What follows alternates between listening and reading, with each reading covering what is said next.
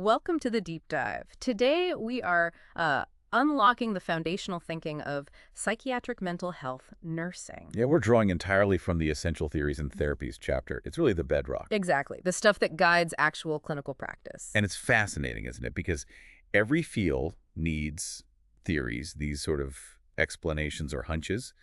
But what's unique about psychology, maybe unlike physics, is how its ideas just, well, seep into everyday talk. Totally. Like Freudian slip or inferiority complex. You hear them all the time. Right. You don't need a degree to kind of get the gist. So our mission today is pretty straightforward. We want to give you the most efficient, structured shortcut to these key concepts. The psychiatric, the biological, the therapeutic. And crucially, highlight the nursing implications. What does this actually mean for practice? Okay, so let's trace how these ideas evolved, starting, I guess, with the Right. internal self. Makes sense. And that means starting with Freud. Sigmund Freud. Yeah, the Austrian neurologist. He really changed the game. Initially, he was actually looking for biological causes for mental illness. Oh, interesting. I didn't realize that. Yeah, but he kind of hit a wall and shifted his focus. He came to believe that unresolved childhood issues were really the root of later mental distress. And his famous iceberg model helps explain that, right? The levels of awareness. Exactly. The tip, the part above water, that's the conscious. What you're thinking, Yeah. feeling right now, your current awareness. Precisely. Then just below the surface, that's the preconscious. Stuff you could remember if you tried, Yeah. like what you had for breakfast. Okay. Easy enough to retrieve. But the vast, deep part underwater, that's the unconscious. The hidden bulk of the iceberg. Right. And it's packed with repressed memories, passions, unacceptable urges, things we push down. But it still affects us. Hugely. It's like this powerful, unseen engine-driving behavior. You're not aware of it, but it's definitely having an effect. Wow. Okay, so how did he think we manage all that internal stuff? That brings us to the personality structure, doesn't it? Yes, the three interactive systems. First up is the id. The impulsive one. Totally unconscious, totally impulsive. It's the source of all our drives and needs, completely illogical, operates purely on the pleasure principle. Like that screaming, hungry baby example. Wants it now. Exactly. Immediate gratification. Yeah. Then, to balance that out, the ego develops. The reality tester. Right, the problem solver. It follows the reality principle. It learns you have to delay gratification sometimes. Okay, the part that figures out how to get the food, not just demand it. Precisely. And finally, around ages 3 to 5, you get the superego. The moral compass. It's got the conscience, all the should-nots, and the ego idea for But yeah, shoulds. that's where guilt and pride come from. That's the idea. Yeah. When these systems clash, you get anxiety, which Freud saw as just inevitable. And defense mechanisms help us cope with that anxiety. Yes, unconsciously. They distort reality to ward off the threat, basically. But, for nursing today, the bigger legacy isn't really the id or ego. It's the therapeutic concepts, like transference. Exactly. Transference and countertransference. Even though classical psychoanalysis, lying on the couch for years, is rare now. Too long, too expensive. Right. But these two concepts, still incredibly relevant. So transference is when the patient puts feelings onto the nurse. Yeah, unconsciously. They project feelings from, say, a parent or significant childhood figure onto the worker. You remind me of my critical mother, that kind of thing. Exactly that. And it can be positive or negative feelings. The key is they're reacting to a past figure, not really you. And countertransference is the flip side. The nurse projects onto the patient. You got it. The nurse unconsciously projects their own feelings, maybe from their past, onto the patient. Like if a patient reminds you of someone difficult in your own life. Yeah. And you might react by pulling back or being overly critical without even realizing why. Which is why self-awareness is so critical for nurses. You need supervision, you need to reflect. Absolutely non-negotiable. You have to keep your stuff separate from the patient's stuff. Okay. So what about the modern version? Psychodynamic therapy. Much shorter. More focused on the here and now. It deals with current difficulties, doesn't try to dig super deep into childhood conflicts. And who's it best for? It's often good for what they call the worried well. People who are generally functioning but have specific, clear issues they want to work on. But not for everyone. Definitely not appropriate for someone in active psychosis or with severe personality disorders. It requires a certain level of insight and stability. Got it. So if Freud was about the internal world, where did theory go next? Well, the focus shifted outward, more towards the relational self. That brings us to Stack Sullivan. Interpersonal theory. Right. Sullivan believed the main driver for humans is the need for interaction. He actually thought loneliness was the most painful human condition. Wow. So all behavior is about connection. Pretty much. Getting needs met through interaction and reducing anxiety. And for Sullivan, anxiety comes from social insecurity. And we develop ways to cope with that anxiety. Yes, what he called security operations. These are the things we do to feel less anxious and more secure in our relationships. They make up our self-system. Okay. And this leads to interpersonal therapy, or IPT. Yeah, which is a really effective short-term therapy, especially for depression.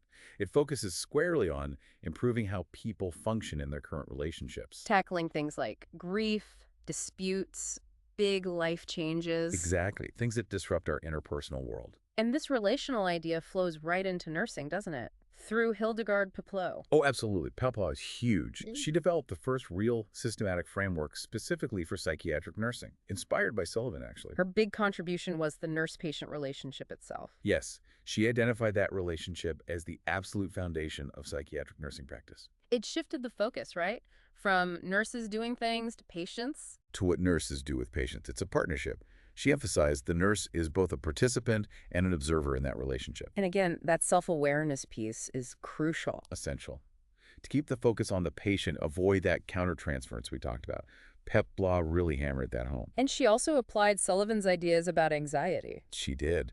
She described 4 levels: mild, moderate, severe, panic, and detailed how each level affects a patient's ability to perceive things and to learn. Which directly tells the nurse how to tailor their approach based on how anxious the patient is. Very practical. Very practical. It guides intervention. Okay, so from the internal self to the relational self, now we move to the actionable self, looking at behavior. Exactly. The behavioral models. Yeah. These came about partly as a reaction against Freud, against the idea that everything was determined by the unconscious. Behaviorists said personality is learned. Basically, yeah. Learned behavior shaped by conditioning. 2 main types here, right? Classical and operant. You got it. Classical conditioning. Think Pavlov and his dogs, or Watson. This deals with involuntary responses. Like the bell and the salivation. Right. You pair a neutral stimulus, the bell, with something that naturally causes a response, like food. Eventually, the bell alone makes the dog salivate. Or like smelling that food that once made you sick and instantly feeling nauseous. Perfect example. That's classical conditioning. Then there's B.F. Skinner and operant conditioning. This is about voluntary behavior. Yes. Behavior learned through consequences, rewards, and punishments. The core concept is reinforcement. Which makes a behavior happen more often. Always. Whether it's positive reinforcement, adding something good, like getting a treat for doing homework. Or negative reinforcement, taking away something bad, like your car stops beeping when you fasten your seatbelt. Exactly. Both increase the behavior. Then you also have punishment, which decreases behavior, and extinction, where you withhold reinforcement to make a behavior stop. How does this show up in psychiatric setting? A big one is the token economy, especially in, say, adolescent units or with patients with severe mental illness. Earning tokens for good behavior. Yeah. Attending groups, taking meds, basic self-care. You earn tokens. Then you exchange them for privileges, like snacks or extra phone time. It's direct positive reinforcement. And the nursing insight here is about accidental reinforcement, too. Oh, absolutely. Think about that classic example. The child having a meltdown in the supermarket checkout line. And the parent gives them candy just to make it stop. Right. What just happened? The parent positively reinforced the meltdown. They increase the chance it'll happen again next time. Nurses need to be aware of those dynamics. Makes sense. What other behavioral therapies are common? Exposure therapy is a big one for anxiety, phobias, PTSD. The idea is to help people confront their fears safely to extinguish the avoidance behavior. Different types. Yeah. You have systematic desensitization, which is gradual exposure plus relaxation. Then there's flooding, which is more intense, immediate exposure. Can be done in imagination, real life, or even virtual reality now. Okay. Works best for specific, defined problems. Definitely. Phobias, OCD, panic disorder, things like that. All right. That leads us naturally into the cognitive models. If behaviorists look at actions, cognitive folks look at thoughts. Precisely. The core idea is thoughts come before feelings and actions, and our thoughts are based on our own unique perspectives, which can sometimes be, well, distorted. Albert Ellis in rational-emotive therapy. Right. Ellis aimed to get rid of core irrational beliefs. Those demanding shoulds, oughts, and musts that make us miserable. He used the ABC model. A is the activating event. Like maybe you don't get invited to a party? B is the belief about the event. This proves nobody likes me, I'm worthless. Yeah. That's the irrational belief. Which leads to C, the emotional consequence. Misery, maybe isolating yourself. Mm. Ellis argued you target B, the belief, change the irrational belief, and C changes. Okay. And then there's Aaron Beck and cognitive behavioral therapy, CBT. Hugely influential. CBT is active, directive, time-limited, and has a ton of evidence behind it. Beck's idea is similar. Feelings and behaviors are shaped by how we think about the world. He talked about schemas. Yeah, schemas are like our core assumptions about ourselves, others, the world. Maybe the only person I can trust is myself. And these lead to automatic thoughts, those quick negative interpretations. Exactly, which are often cognitive distortions. Things like all or nothing thinking, seeing things in black and white. yeah, or overgeneralization, one bad event means everything will always be bad. Or catastrophizing, expecting the absolute worst outcome. Or personalization, thinking everything is about you or your fault. Right. There's a whole list. The therapy involves identifying these distorted thoughts and correcting them. Nurses use tools for this, like the thought record. For sure. A simple version is the 4-column technique. Column 1, what was the event? Okay. Like your nurse Corey asks, how's it going after you've been discharged? Column 2, what feeling did you have? Maybe anxiety, suspicion.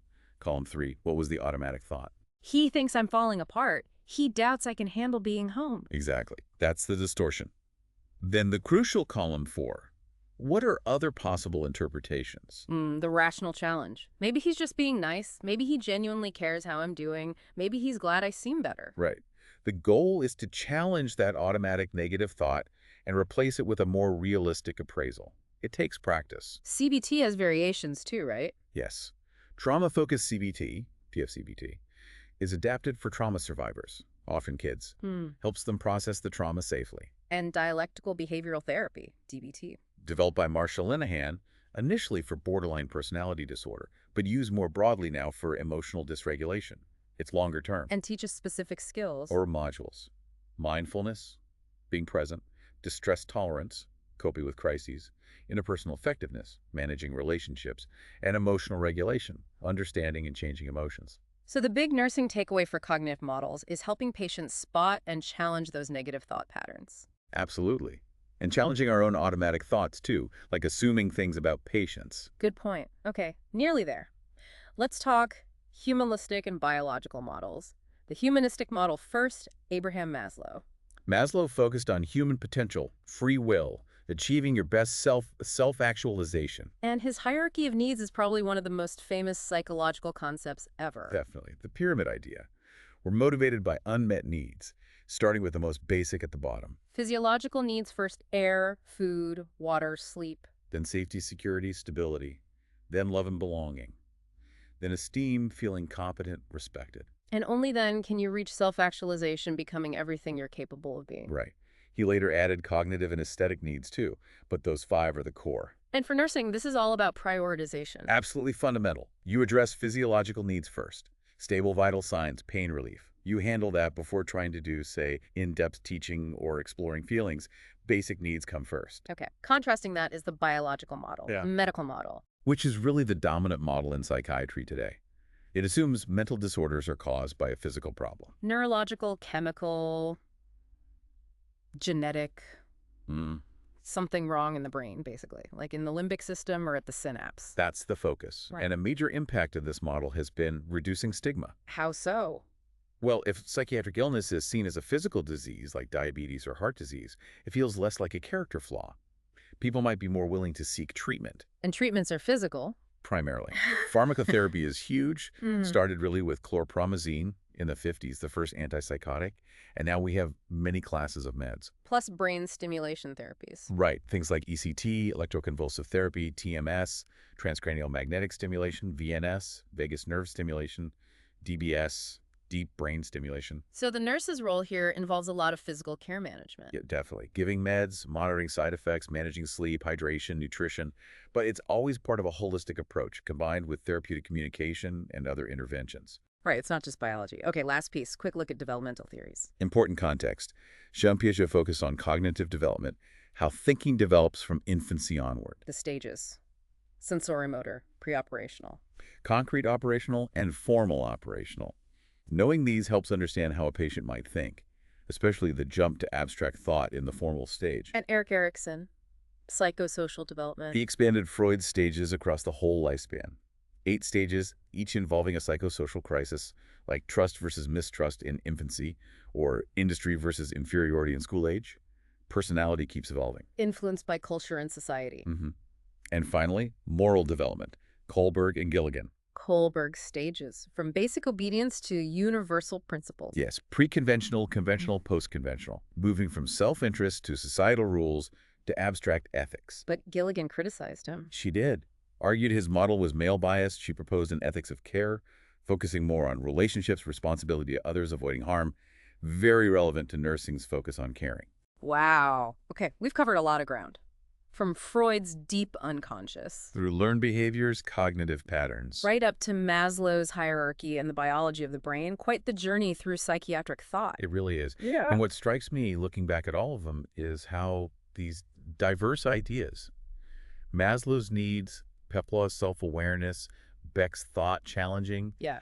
they all kind of converge on one thing, Mm. the actual practice of compassionate, informed psychiatric mental health nursing. That's a great synthesis. I think maybe the most profound takeaway from this chapter is it doesn't entirely matter if you frame a patient's struggle as a childhood echo or a faulty thought pattern or a chemical issue, because the nurse's fundamental job stays the same.